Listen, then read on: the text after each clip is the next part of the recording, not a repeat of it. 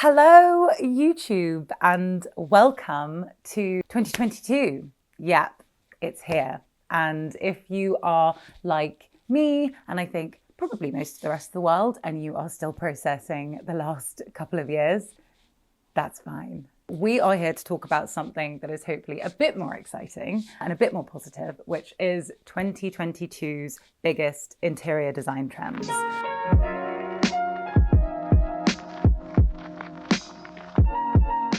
Interior design trend number one is homes as emotional spaces. This is something that we've been seeing so much of and talking about so much more. I think, now more than ever, people saying, oh, I want, this style of home or modern bedroom or a minimalist living room, whatever. People are saying, I just want my living room to feel really cozy. It's like emotions and feelings, and that's something that's so in keeping with color psychology, which is something that I and we at Lick are really interested in. So I've painted my entire bedroom, sort of floor to ceiling, in green 02. And even though that's very dark color and it's a loft bedroom, so the walls kind of come in like this, it just made me feel so safe and cocooned. And the rest of the house is, as you can see, quite sort of light grigio too.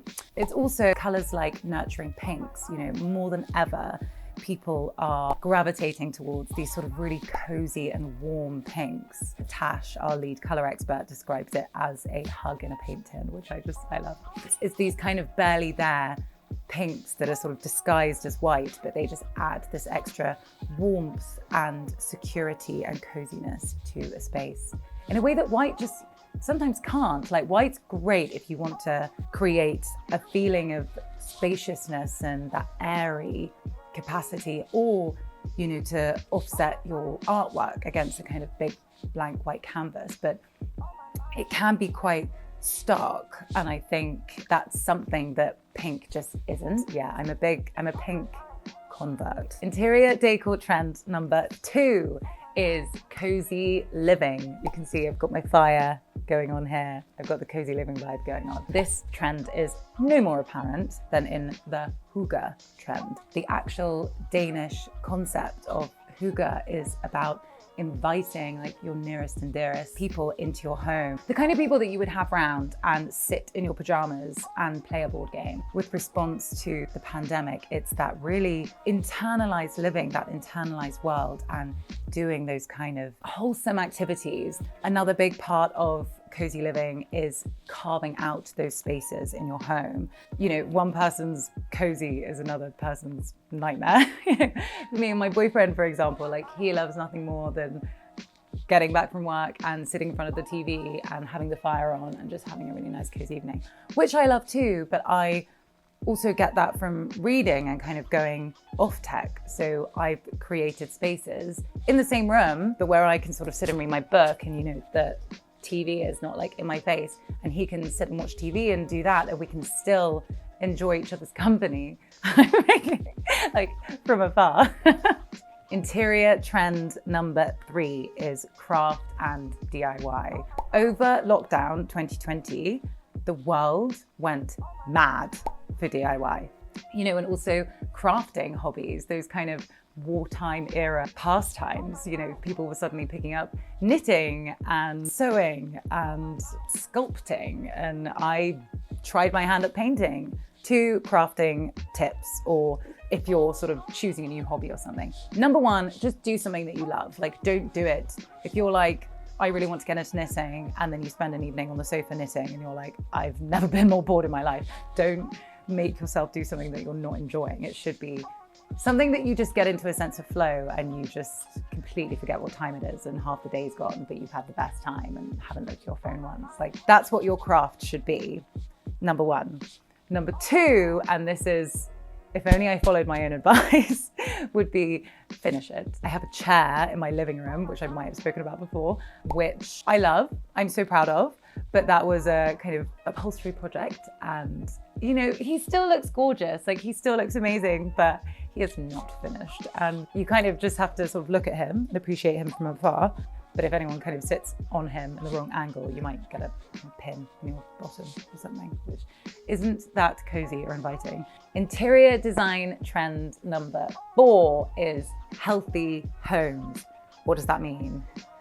Good question. I'm talking about creating homes with, whether it's your mental health or your physical health, that have your personal health in mind. Designating that space to whatever, whether it's yoga, meditation, spoken about reading nooks, like whatever it is, whatever makes you feel good and is your sort of sign off, tech-free space. It's almost like taking elements from a spa and, kind of airdropping them into your home. When you walk into a spa and you're just like, I'm about to feel relaxed. It's that like the sound of running water.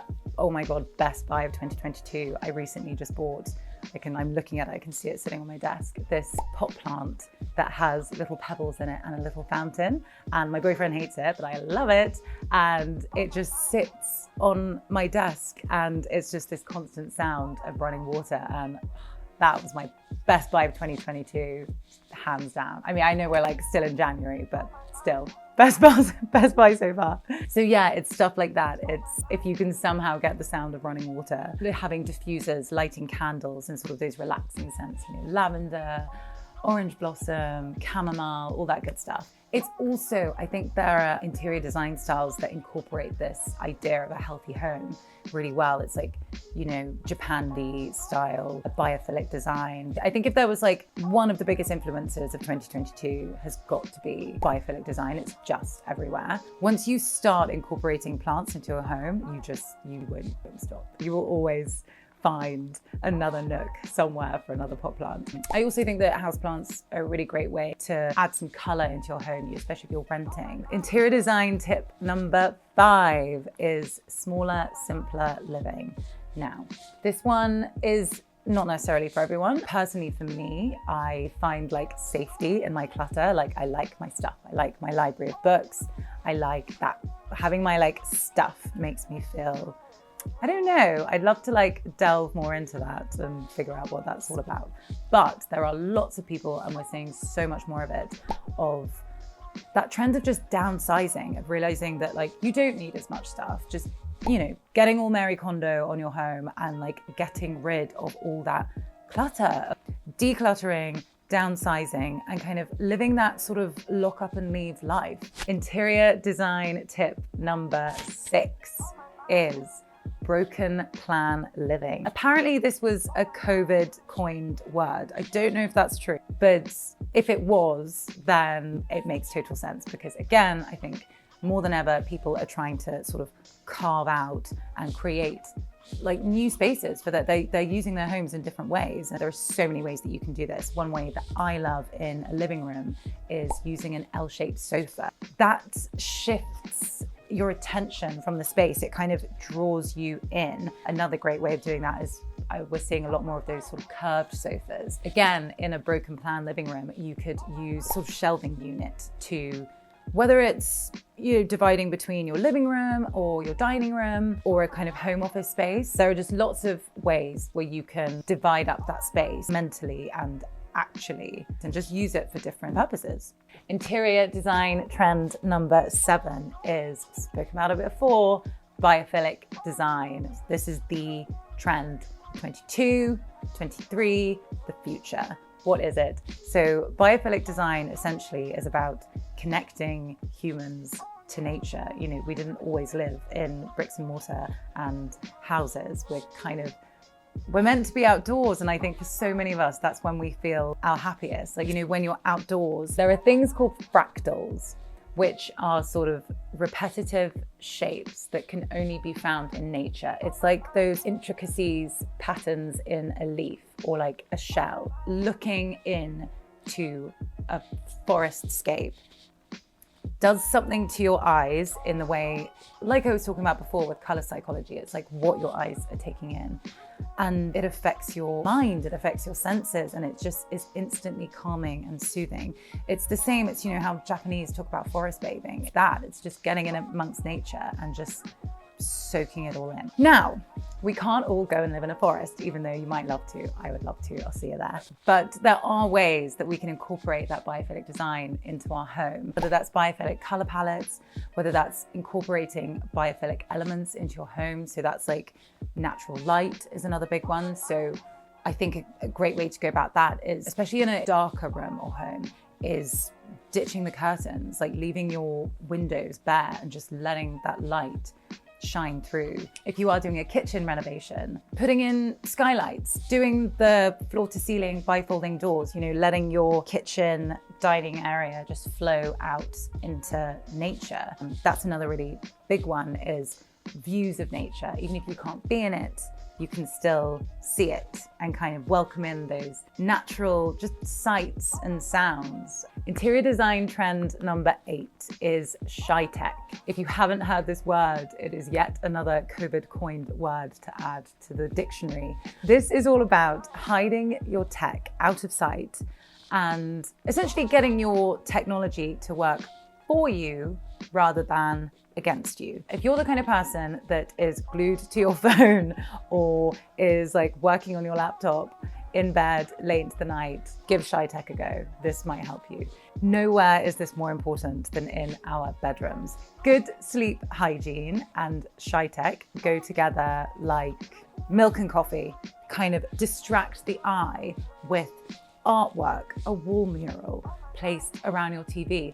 Another great way to do this is with built-in shelving or a kind of big wall unit, which you can fill that with books, pictures, plants, more plants. I mean, anything that you want. Just a distraction so your TV isn't the only thing on the wall that you're looking at. It's not making your tech the most prominent feature in a room. Other ways to incorporate good sort of shy tech practice or sleep hygiene in your bedroom is leave your phone out the room when you go to bed. I know so many people talk about this, but it really is the one. Just buy an alarm because it saves you time in the evening, time in the morning that you'll just spend scrolling.